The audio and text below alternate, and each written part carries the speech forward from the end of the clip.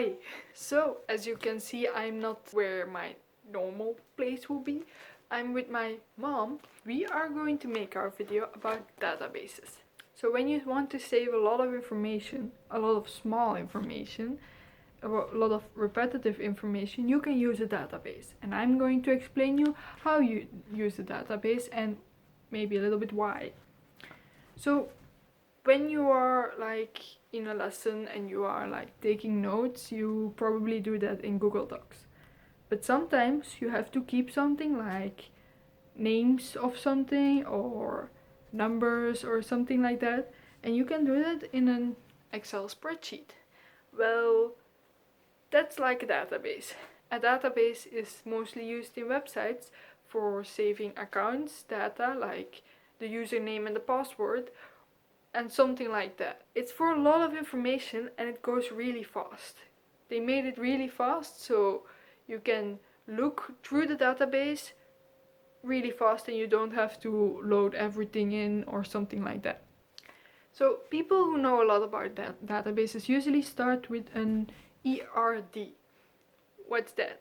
An entity relationship diagram, and that's why we are going to start with that too.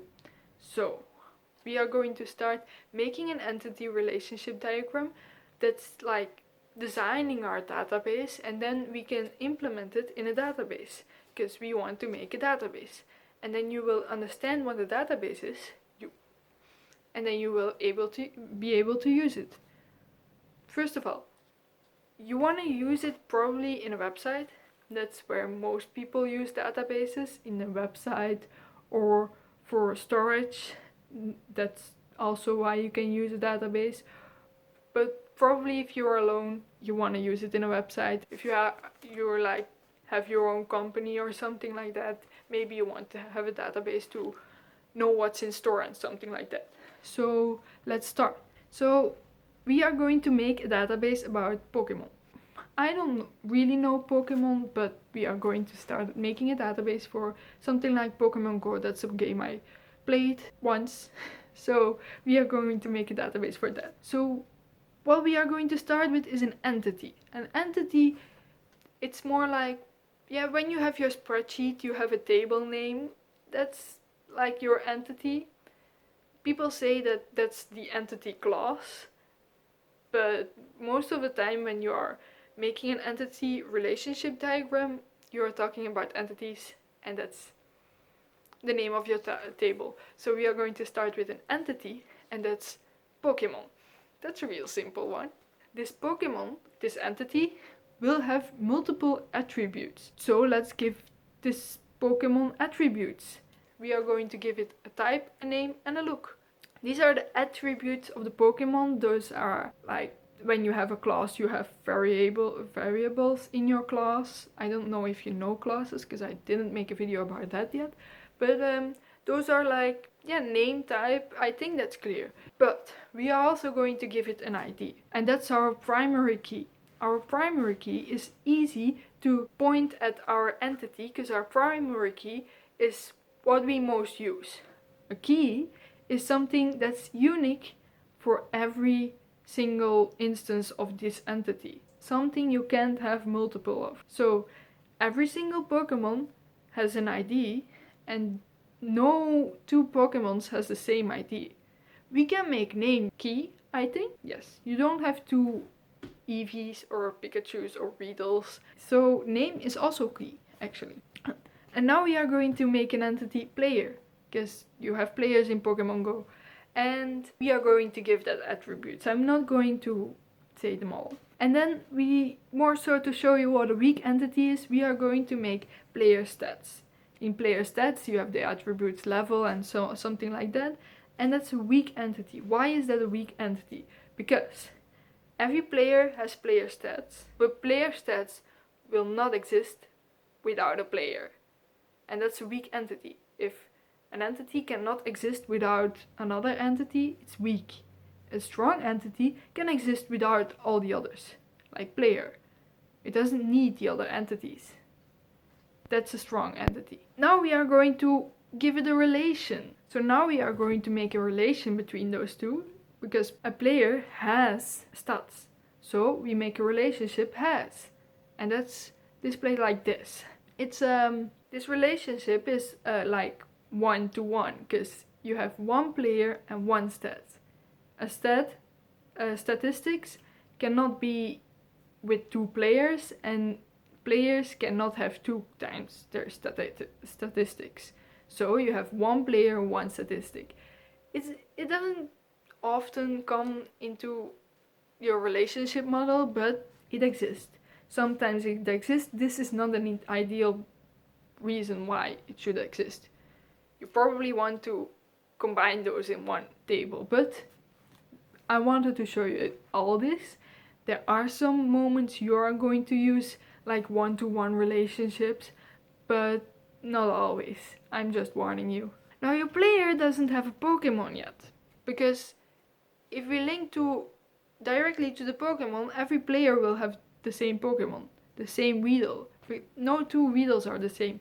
So we make another entity, player Pokemons, because that's going to make a link between the player and the Pokemons.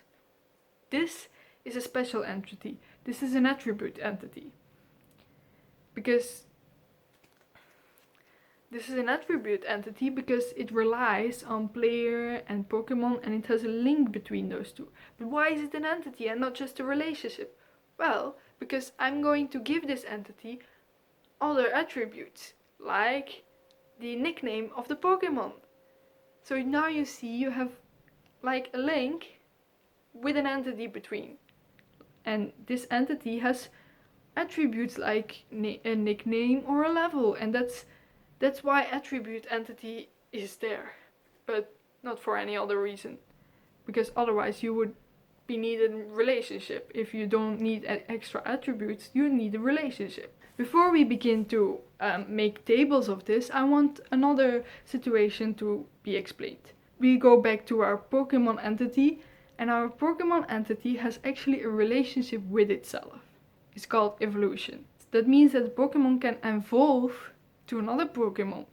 So we have evolution and not an extra table with the evolutions, because they're actually the same. So we have this weird situation, so let's put this weird situation first in our tables, and then we put the others in our tables because they are more easy. But first we are going to focus on this weird relation entity thing. So we make a table for our Pokemon, and then we make a table for our evolution, because now we make a table for our relationship and for our Pokemon. So we have our Pokemon and we have our relationship because, and that's a really good reason, because our relationship has actually multiple, some Pokemon can evolve to multiple Pokemon. So we make another table with the links where it can evolve, and that's 2 tables. We make a table for our relationship and we make a table for our Pokemon. Now, in other situations, like the player link with player stats, you can have you have the 2 tables like player stats and player link, but you can also make a relationship between those 2. Why should you? It's a 1-to-1 relationship. You can put the player stat link into the player, and then you have less tables. So after you make your entity relationship diagram, you also need to think before you put it into tables. But the entity relationship diagram is pretty important first, because it makes everything clear, and it's easier to make an entity relationship diagram than put everything directly into tables. If you have any questions, leave them in the comments below. I hope you use the database, and I hope you make an entity relationship diagram. It's important. It's difficult, it can be difficult with the multiple relationships and the entities, but basically an entity is something, a relationship is a link, and then you can put it into tables. Leave questions in the comments below, like, subscribe, bye!